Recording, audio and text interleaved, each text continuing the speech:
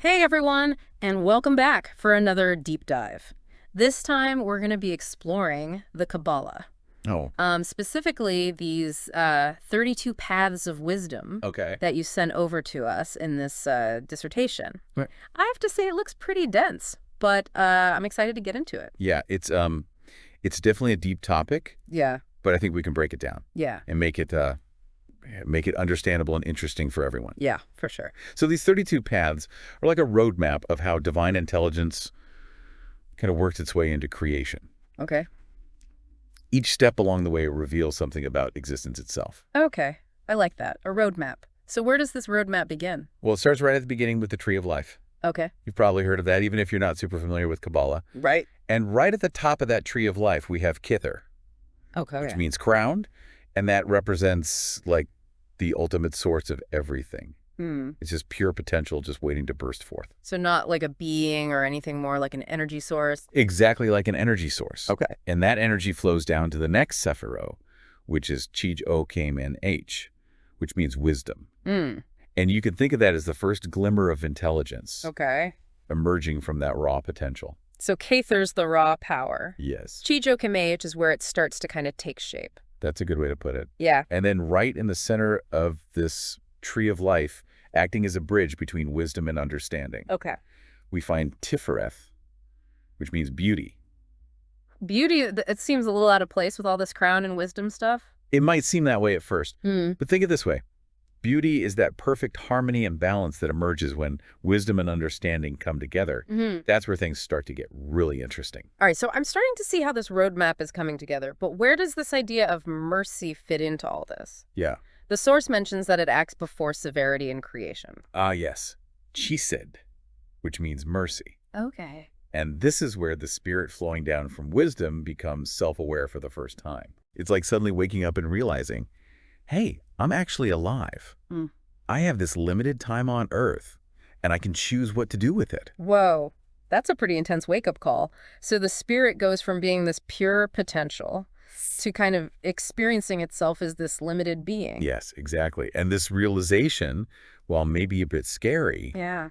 is also incredibly liberating because it gives us the motivation to create, Okay, to experience, and to learn. I get that. But then why does the source talk about separation being so important? It seems like that would limit the spirit even more. That's where Gibbera or severity comes in. Okay. Now, this might sound harsh at first, but think of it like this. For individual forms to exist, there needs to be some distinction, some separation. Right. Gebbera provides that by separating and defining. Okay. It's how we get the diversity of life, Mhm. the separation of species, even the concept of male and female. So it's like Jebra is the sculptor that takes this raw material of cheese Yes. and starts carving out the individual shapes. Perfect analogy. And without this separation, everything would just be this formless blob of potential. Right. There would be no you know, me know world as we know it. Right. Okay, that makes sense. So after this initial separation, how does this spirit move towards like realizing its full potential within these limitations? It seems like it'd be pretty easy to get stuck feeling, limited and powerless. That's a great question. And that's where the path of YOD comes in. Okay. This path represents the complete realization of the divine will, but manifested in these limited forms. Okay. It's a path of focused intention and action, kind of like that solitary seeker in the Hermit card of the tarot. The hermit. So like retreating into solitude to figure things out. Yes, but not just retreating. The Hermit is actively seeking wisdom and enlightenment. Right. It's about taking that spark of divine will and directing it towards a specific goal. This kind of resonates with the idea of taking deliberate action in our own lives. Sometimes we get stuck in contemplation, but the hermit reminds us that focused effort is key to actually achieving our goals. Absolutely. And this action-oriented energy is amplified through the next path, Nedzak, Okay. which connects back to the concept of karma. You get out what you put in. So it's not enough to just want something, you have to actually put in the work. Exactly. The source uses the 21st key of the tarot, which is often associated with success and accomplishment. To really emphasize this point, it's about aligning our actions with our intentions to manifest that desired outcome. This is starting to feel pretty practical, not just mystical mumbo-jumbo. Yeah. But speaking of balance, I'm curious about Lamd, which the source describes as having a more feminine energy. Right. Does this mean that it's like the opposite of Yodi? It's not so much an opposite, but a complementary force. Okay. If Yodi is about focused action, Lamed is about allowing things to unfold naturally, Okay. like the influence of Venus. Okay. It perfects beauty through a more passive receptive approach. Think of it like the hanged man in the tarot surrendering to a higher perspective. So instead of forcing an outcome, land is about trusting the process. Precisely. And because of how these paths are interconnected, the potential inherent in Teferet, that perfect beauty, isn't immediately brought into activity. It's more like this poised readiness waiting for the right moment to manifest. Wow, that's a powerful image. Okay, so we've laid some groundwork here, but I'm eager to see how this all starts to play out. What comes next on this journey through the 32 paths? We see the foundation, the emergence of self-awareness, the importance of separation.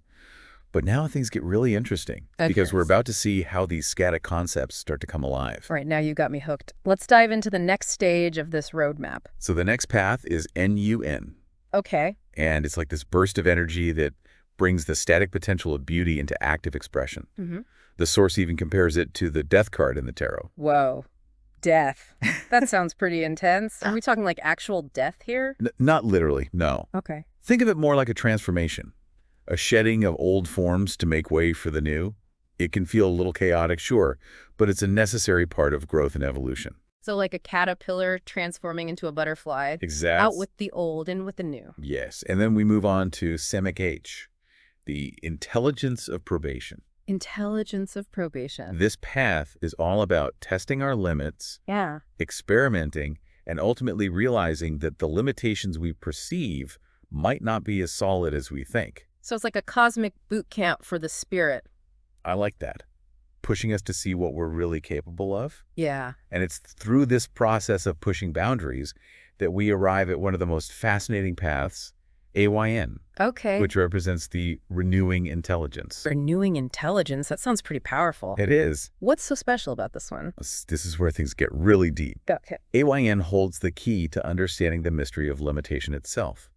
It suggests that our perception of limitations is often what holds us back more than the limitations themselves. Wait, so you're saying that our beliefs about what we can and can't do are actually what's limiting us? Exactly. Think about how many times have you told yourself, I can't do that, Oh, or I'm not good enough.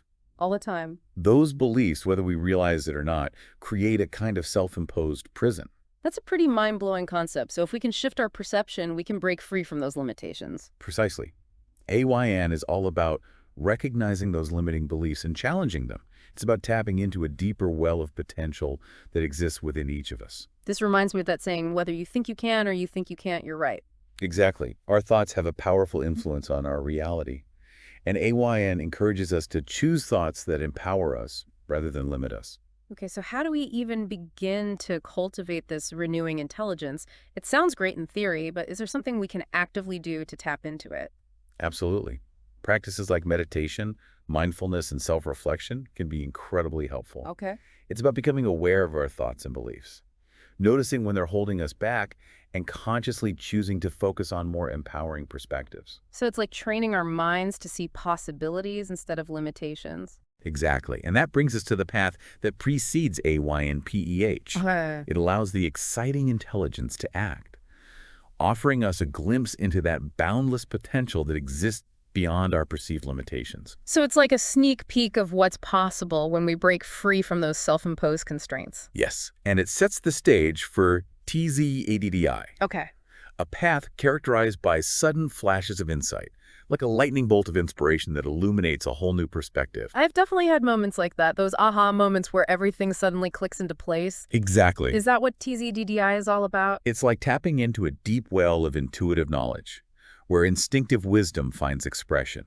The source calls it natural intelligence, Okay. the kind of knowing that's not learned but inherent within us. Wow, that's fascinating. But I'm curious about how these flashes of insight actually manifest in the physical world.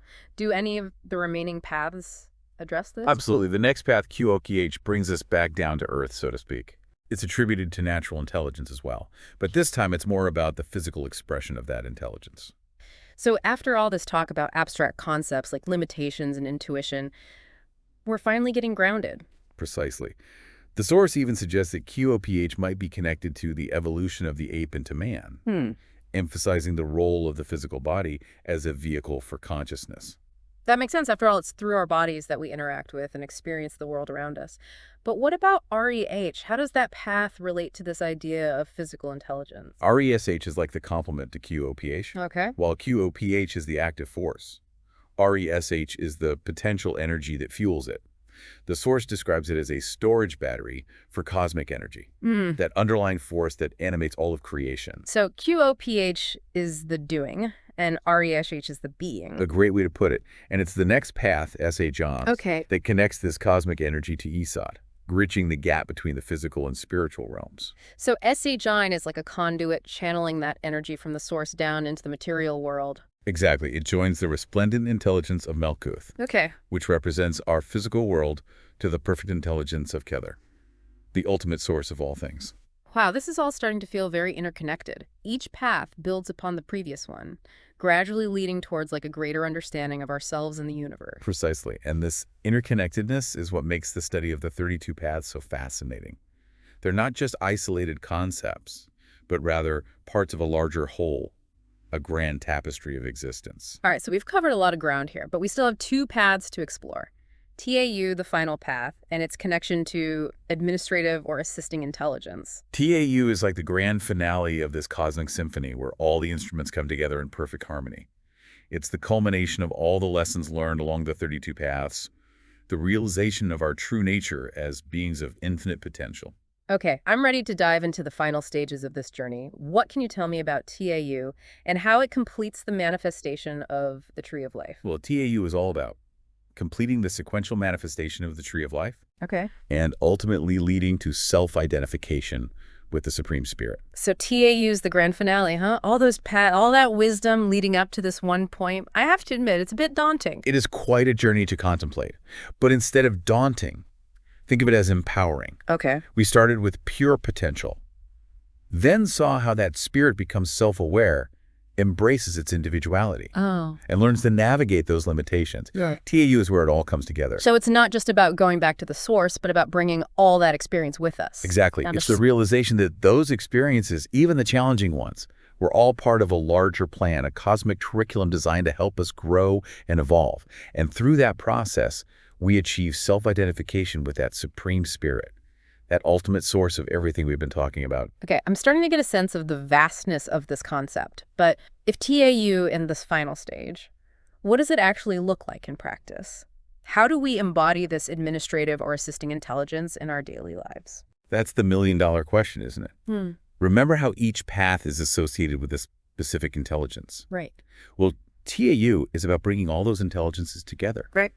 Wisdom, understanding compassion, strength, and using them in a harmonious way. So it's less about reaching some static state of enlightenment Yeah. and more about how we actually live our lives. Precisely. It's about making choices that reflect our understanding of the interconnectedness of all things. It's about using our knowledge and our experience to contribute to the world in a positive way. I like that. It's not just about personal growth, but about service to something greater than ourselves. It's almost like we become co-creators with the divine. That's a beautiful way to put it. And it highlights the relevance of these ancient teachings to our lives today. They're not just abstract concepts, but a guidebook for living more meaningful and fulfilling lives. You know, throughout this whole deep dive, we've been drawing parallels between the paths and the tarot. Right. Is there a card that resonates with TAU? That's an interesting question. I'd say the World card comes closest. It depicts completion, fulfillment, and a sense of unity with the cosmos. It's about reaching the end of a cycle and stepping into a new beginning, filled with wisdom and understanding. This has been such an incredible journey. I feel like I've gained a whole new perspective on life, the universe, and everything. Me too. It's always a privilege to explore these teachings and see how they resonate with our modern understanding of the world. Before we wrap up, is there any final thought you'd like to leave our listeners with? Something to ponder as they continue their own exploration of the 32 paths? I think the most important thing to remember is that this journey is not about reaching some distant destination. It's about the steps we take along the way, the choices we make, and the awareness we cultivate in each moment. The wisdom is not out there somewhere. It's within each of us waiting to be discovered. That's beautifully said. Well, on that note, we'll wrap up this deep dive into the 32 paths of wisdom. Thanks for joining us on this adventure. And remember, the path to self-discovery is always unfolding. Keep exploring and keep diving deep.